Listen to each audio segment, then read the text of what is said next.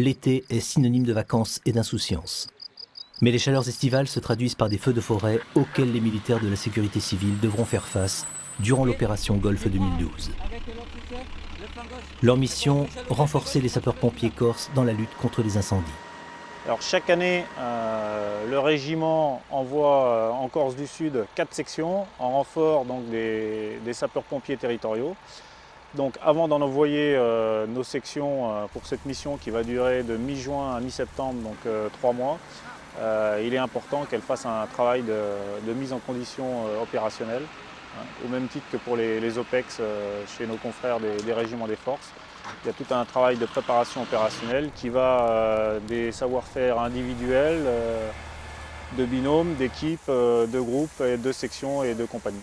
Pour valider leur aptitude à intégrer un dispositif sapeur-pompier, les compagnies de l'unité d'instruction et d'intervention de la sécurité civile se livrent à un contrôle opérationnel feu de forêt.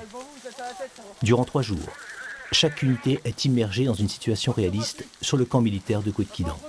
Alors c'est un contrôle effectivement évaluatif où on vérifie la capacité opérationnelle de nos unités et donc on les met en conditions réelles par rapport à ce que l'on connaît de la Corse, sur des incidents qui sont typiques à la Corse. Le camp s'y prête parfaitement, la végétation est tout à fait adaptée à ce que l'on va rencontrer. Il y a des mouvements de terrain qui correspondent à ce que l'on pourra rencontrer. Et puis il y a aussi des parcelles de terrain qui sont préparées pour mettre en sécurité nos chantiers d'allumage. Au-delà du contrôle opérationnel, cet exercice sur feu réel est aussi l'occasion de répéter encore les gestes qu'ils devront reproduire durant leur mission.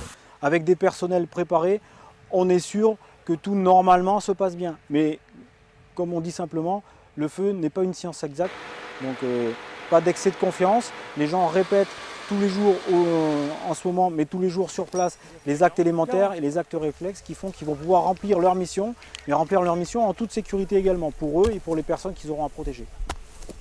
Cet été, pas de vacances donc pour les militaires de la sécurité civile, mais le devoir de protéger durant 3 mois la population de l'île de Beauté.